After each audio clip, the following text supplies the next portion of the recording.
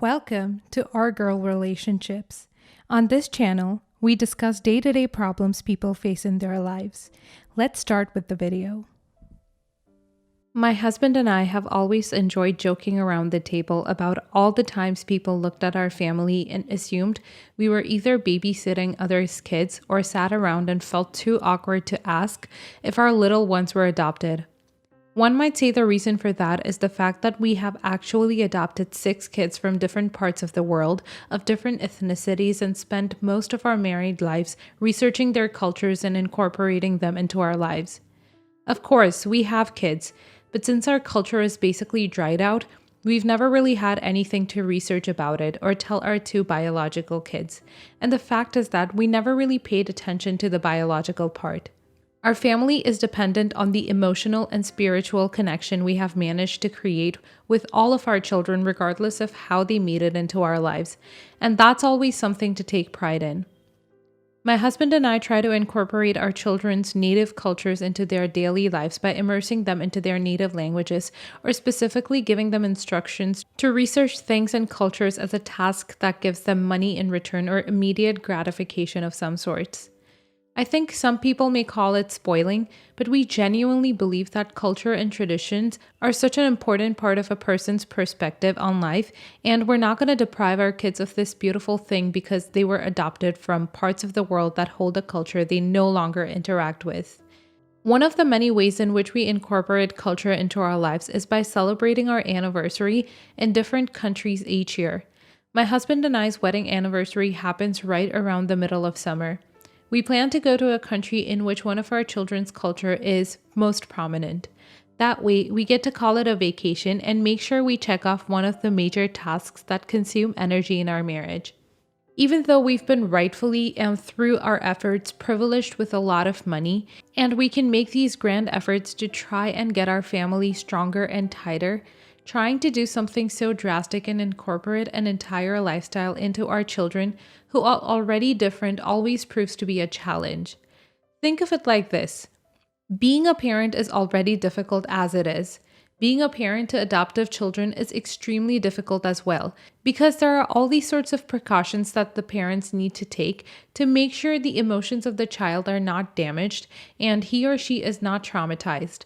Add that to trying to make everybody feel equally as loved and appreciated can also play a role in making things the entire opposite of what you were trying to do. An example for that would be that by caring to preserve our adoptive children's emotions so much, seeing how they suffer through the beginning of their lives, we've been somewhat neglecting our birth children because, not to gaslight them or sound entitled, but they were born into the world with a lot of privilege and blessings. The vacations that were once our favorite part of the year started taking a more broad turn as our kids started grouping up in cliques. There is the birth kids clique, the oldest clique, and the recently adopted. As much as this sounds straight out of a story, this is genuinely how we've been living our lives, trying to balance equality between these 3 cliques that determine how our children interact with each other. Most of the time, it's pretty funny and hilarious and nobody really starts problems. Just the jokes and the gossip goes around in a very clique way. Recently, though, that has been changing because the cliques became an excuse for our children to treat each other badly and consider one another the other. Everything was all fun and games, and even things getting extremely passive-aggressive and cold at family gatherings or dinners, nothing amount to what our birth children did on our most recent wedding anniversary. During this passing July, we flew out to Algiers, which is the castle capital of Algeria, that happens to be a common place for the Amazigh, who are the ancestors of our youngest daughter's culture and native language. Our birth children and a couple of the eldest children have already moved out of our household and into their own independent separate homes. Now we tell them what destinations we're headed to this year and they fly there and meet us halfway, and we get to spend vacations together like we always have. Only this time, my birth children decided not to show up despite having no excuse not to, and giving no notice of their absence. We got to the airport and waited for them for over 4 hours before we decided to give them a call and realize that they were still in England where they live. They hadn't even bothered to buy the plane tickets or let us know that they weren't showing up. Needless to say, my husband and I were furious, as not only did they collectively decide to abandon one of the most important events of the year for our family, but they failed to inform us that they weren't showing up and left us clueless and anxious, waiting for them in the airport for over 4 hours. It was extremely disrespectful and caused a lot of tension in the family as we drove to our destination. But eventually, as we made it to the beach and saw how beautiful everything was, we calmed down, moved on, and accepted the fact that they were now adults and we needed to give them their space no matter how they chose to request it. When the night of our wedding anniversary came by, my husband and I and our children showed up to the hotel in which we were meant to celebrate it. The manager of the hotel came down to inform us that our children had faxed us 8 letters containing the same writing, one for each family member. We opened them, and what we found on the letters genuinely disturbed and distraught my husband and I throughout the trip, and for many months after we went home.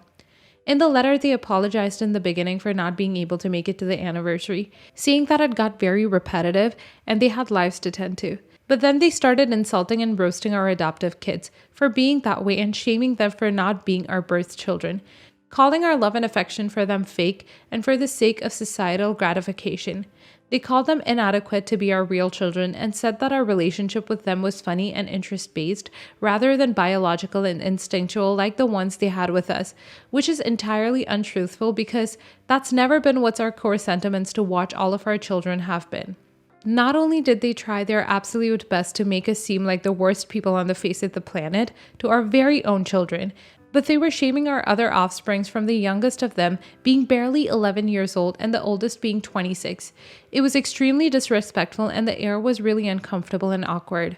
My husband and I did start a conversation in which we explained to them that this was what they thought and none of it had anything to do with our truth and how we saw and treated our kids, and that we really didn't pay attention to the fact that they were adoptive or birthed by us, whatever the hell that may entail. After my husband and I went home and got to sit on the ladders for a while reading them and making sure we weren't misjudging anything or accusing anyone of something they didn't do, we got the confirmation from our birth children that they did indeed write and send the letters, and their only explanation was that we didn't need to take it so seriously and they didn't lie about anything they said in the letter. And after a lot of thought process, we decided that one of the parts that disturbed us the most was that they ended the letter by saying that the fact that the other kids weren't birth bias, then that means in our religion they're not allowed any of the wealth or heritage that my husband and I will pass on once we pass away. The fact that they had taken the time of their day to ponder upon the idea of our death and entertain it, and come out of the conclusion that only they would be benefiting from it by taking all of our wealth to themselves, disgusted us to an irreversible point, in which we decided that we would be cutting off both of them from our wealth and making sure to start their parts equally on everybody else. We have never sat down to talk about our will, as we don't like to entertain negative ideas, but not only did these letters make us do something we've never done in our marriage, they also made us cut off our children from our will and basically stop talking to them and addressing them in the loving, caring, and equalizing tone that we always did. Now we make sure to let them feel the difference in the way we treat them, not because they are our birth or not our birth children, but because their behavior exhibited something we had never taught them and would never be proud of them for acting on. We are still very disappointed, to say the least, but at the end of the day, I think this is genuinely the best decision we can amount to, and they've had to learn how to make their own living without relying on our death to provide for themselves, nor insulting other people, and especially not their own sisters and brothers, to get some little upgrading in the quality of life. This just goes to show that sometimes the influence that ego and the world around us has on kids and their thought process is a lot greater than the efforts every parent puts into raising their kid. You seem like great people, and your birth kids learned the worst possible moral from every story and lesson you've taught them. Good on you for making the right decision. Not the a-hole, they had it coming. They must have known that insulting their siblings like that, as well as making you seem like bad people, would get them bad feedback. Being cut off from the will is the least you could have done, but that just further proves how kind-hearted y'all are. Wow, not the a-hole obviously, but it warms my heart that there are good people who will use their privileges to do the right thing and make a difference in the world.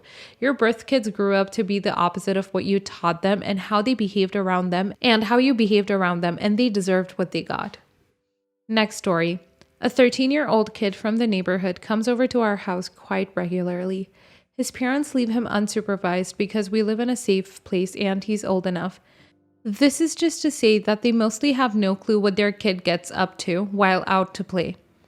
My kid wanted to play BB gun target practice with him, so I set up the target where we usually practice shooting bows and BBs. We've never had a problem before because we practice. We gave the neighbor's kid a thorough lesson on gun safety, such as pointing down range, seeing when the range is hot and when the range is cold, and shooting at the target.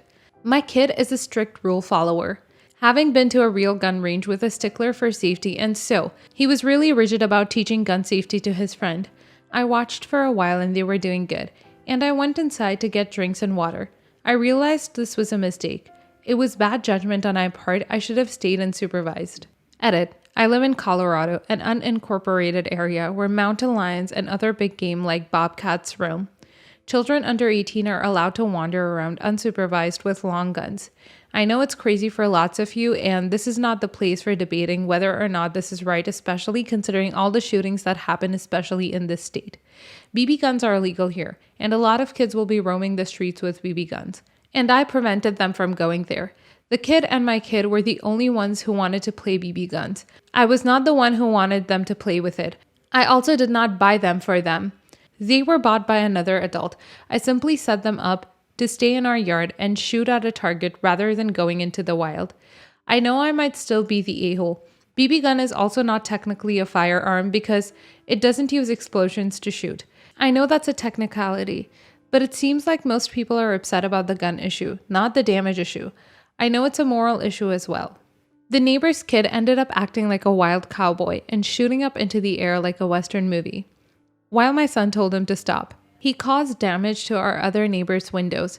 A third neighbor fixes doors and windows for a living, and he took 2 months to fix it because of the supply chain issue. But when it was time, he kindly put down the money to get it done quickly without waiting for compensation from us, trusting us to get him back. Then he sent us the bill and asked for the neighbor's kid's parents' email address, assuming we would split it. When we sent them the bill, they said they would absolutely not pay for it because they didn't consent to their kid playing with BB guns. There is a civil liability law that says that parents are responsible for their kids until they're 18. And yes, I know I was responsible, but it was a $2,000 bill, and I only have $8,000 left in my savings. My parents are offering to help, but they want the neighbor's parents to pay for half of it because it was him who shot the window. I know this will destroy our relationship, but I guess I'd rather destroy a relationship with my neighbors than destroy a relationship with my parents. My son doesn't care if we're hated, which is more mature than I can manage to be. My son thinks they should definitely pay for half of it. I'm willing to pay it, even though it will hurt. I do feel responsible enough to do that, but my parents are adamant that the other parents should contribute. Sorry, but I think you're the a-hole here. But this just sucks in general. His parents did not give him unsupervised access to BB guns, you did. I find it a little disingenuous for you to act as if you are a beacon of gun safety when you let 2 13-year-olds unsupervised with them. I think if it was any other damage, a ball breaking a window, a quad hitting a car, whatever, I'd totally be on board with the parents paying half. But it was not reasonable for these other parents to expect that their child would be set up with BB guns at your house and then left unsupervised at 13-year-olds. I'd be enraged if I found out my kid's friends' parents let them shoot BB guns off without my consent and without supervision. It sucks that the kid went wild, but his parents didn't give him the BB gun. You did. And it sounds like you didn't even get his parents' permission before. So even more the a-hole for trying to get their money for your mistake. And you even have more than enough money to pay what you owe. There is no excuse you're the a-hole. You're the a-hole. You set up this activity and left it unsupervised. And it would make sense to talk to the neighbors about their kid participating in paying for their repairs. He can do chores for you or someone for a year to make up for his wildly irresponsible behavior. Next story. My brother and sister-in-law are going to her families for Christmas, so my husband and I saw them on Sunday. They have 3 kids, but the reason we're all here right now is my 4-year-old niece, Ella. My sister-in-law and I clashed in parenting styles before. I also have 3 kids, including a 4-year-old daughter. My sister-in-law claims to gentle parent, but in reality, lets her kids walk all over her. I would consider myself someone who is a gentle parent by respecting my kids' boundaries, understanding their kids, and talking to them about things versus just yelling. But I also have boundaries for them. They can't just barge into the bathroom when I go. I'm allowed personal space, and the main reason we're here right now, I don't let them eat off my plate. I'll happily make them their own, but I'd rather not teach them the entitlement of nibbling off others' plates. Perfectly fine if others let their kids do it, I don't. We were at a restaurant together and Ella ended up sitting next to me. What I found interesting was that my sister-in-law didn't order for Ella, rather said she'll just eat off my plate. Not my circus, not my monkey, so I went on with our meal. When the food came, sister-in-law did give Ella about half her meal, which seemed to satisfy her for the moment, but she soon started saying, "I don't like it." And so my brother gave her some of his. She took a few bites and wasn't pleased. Without asking, she was taking food off her siblings' plates and they didn't look happy but said nothing. Then she turned to me and went to grab some of my pasta. I quickly moved my plate and said no thank you. She looked upset and said she wanted to try. I said I was hungry and didn't feel like sharing. She got up and I assumed she was going to her mother, but instead tried to grab food from my children, who all turned her down. Ella almost went to the next table to see what they had to eat, and I gently guided her back to ours. I offered to order a plate of something for Ella and my sister-in-law said no. Why couldn't we all just share? I said because we all got food we liked. We were hungry and we don't feel like sharing. My sister-in-law got upset and said, "It's not a big deal. We do this all the time at home." I pointed out how uncomfortable her kids looked when she just grabbed whatever off their plates, and my sister-in-law told me that at least her kids know how to share. My brother-in-law diffused the situation by just ordering Ella her own plate of pasta, which she devoured because she was hungry. No one mentioned it until later, when my husband said I was being a jerk and I could have just given her some. Am I the a-hole? Not the a-hole. You can parent gently and still teach your child manners. I have to wonder if her children go to school. As her kindergarten teacher, I can tell you that this behavior won't go over well, especially in COVID times. Not the a-hole. It's not a big deal. We do it all the time at home. You're not at home. You're at a restaurant with your brother and sister-in-law and their children. If your sister-in-law wants to let her child free-range graze in her own home, that's her business. She needs to realize what's acceptable at home isn't acceptable everywhere else. Trust me, when the grazer starts that behavior at school, it will be shut down quickly. Your sister-in-law isn't doing this child any favors, permitting her to try and grab food from others' plates.